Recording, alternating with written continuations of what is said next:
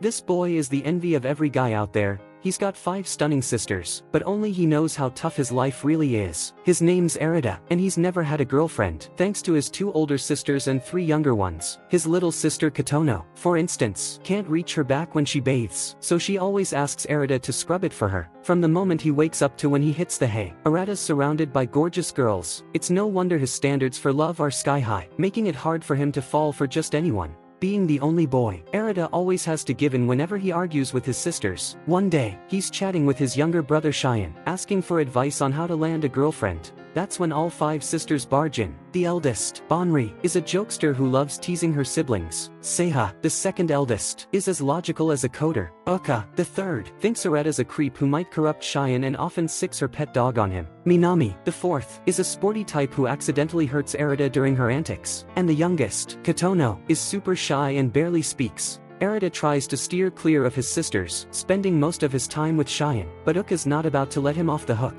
Uka and Arita are fraternal twins, both in their 2nd year of high school. Uka's always borrowing Arita's notes and, to keep him from getting weird ideas about their sisters, she's on a mission to find him a girlfriend. During one chat, she learns Arita has a crush on his friend Yokoyama and plans to invite her out for the weekend. Arita snaps that she's meddling too much, and their argument ends on a sour note. Meanwhile, Kotono's secretly staring at Arita's photo, her cheeks flushed red. Fast forward to Kotono's birthday. Everyone's dressed up, but the festive vibe quickly sours when Minami loses Uka's AirPods. Uka's furious, declaring she doesn't want a sister like Minami. Arita steps in, reminding them they're family and shouldn't say such hurtful things. He's usually low-key, but when he gets serious, his sisters still see him as their big brother. Then their father, Kanim, takes the stage with a bombshell announcement. All 7 kids in the family were adopted. Only Minami and Shion are fraternal twins. None of the others are biologically related. That means Arita and Uka being twins was a lie too. The kids are stunned into silence, each lost in their own thoughts. It takes Arita a long time to process the shock, but he eventually believes Kanem. Their different hair colors make it clear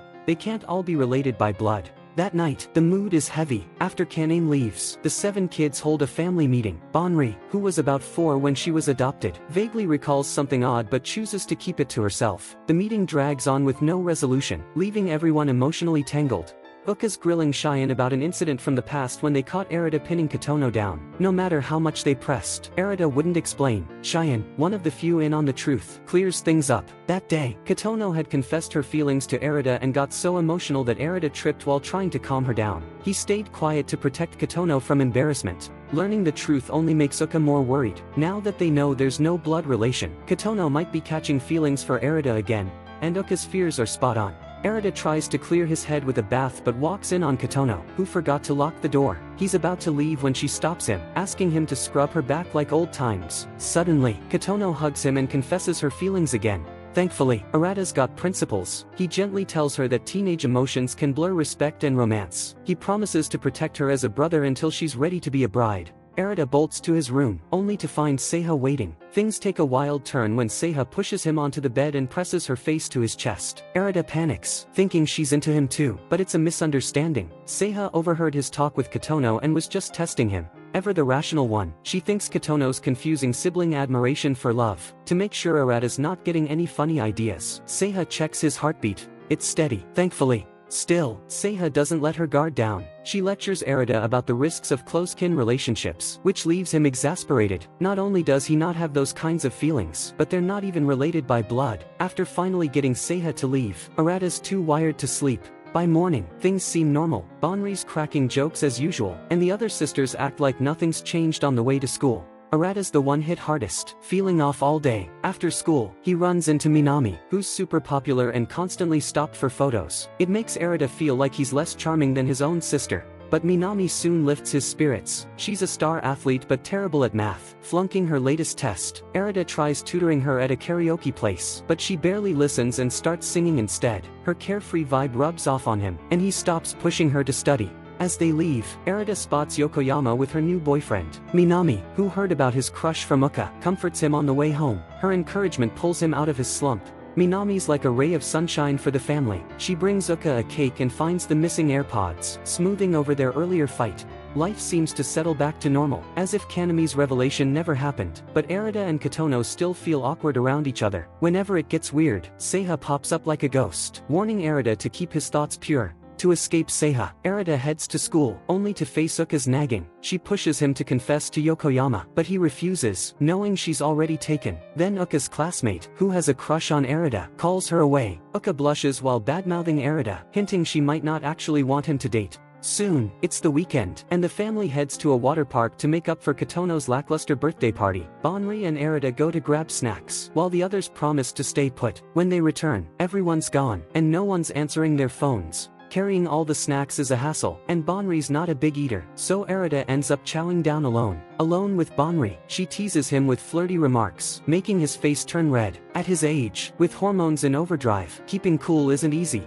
Arata tries to stay calm but gets distracted and trips. Luckily, they dive into the water park's attractions, and Bonri eases up on the teasing. Meanwhile, Shiun's group finishes their rides and can't reach Arata. They decide to enjoy the park without him. Arata, now alone with Bonri, asks her thoughts on the no-blood relation bombshell. The others might be less fazed, but Arata's rattled by Kotono's confession and Seiha's warnings. He can't bring himself to tell Bonri, though. Bonri senses he's off and shares her perspective. Blood or no blood, she'll always protect her siblings. Like when they were kids, she pats Arata's head. When a girl accidentally spills a drink toward Bonri, Arata shields her, taking the hit. Bonri sees how much he's grown, and later, she can't help but hold his hand as they play. That night, the two groups finally reunite, while Arata, Shiun, and Kotono step away. Seiha spills the beans about Kotono's confession and her test on Arata. Uka hesitates but reveals Kotono's earlier confession too. The situation's serious, and the four girls are at a loss. Since learning she's not related to Arata, Kotono's buried feelings have resurfaced. They agree to act clueless for now, keeping an eye on Kotono while searching for a solution. That's the recap for episodes 1 to 3. Arata's such a refreshing lead. He's not out here building a harem like some protagonists. He truly values his adoptive family and sticks to his principles. The sisters are brilliantly written too. They're not all swooning over Arata. Bonri, the big sister, carefully nurtures their family bond, while Seiha, despite her cool exterior, is quietly looking out for Kotono. These young characters carry a mature sense of responsibility, each with their own distinct flair. I'm dying to see how Arata and his sisters navigate their relationships as the story unfolds. That's all for today's recap. If you want to hear about the next episodes, drop "continue" in the comments. I'll decide whether to cover more based on your feedback. If you're into this kind of fantasy anime, let me know in the comments, and I'll dig up similar shows to review. Most importantly, don't forget to subscribe to my channel. Catch you in the next one.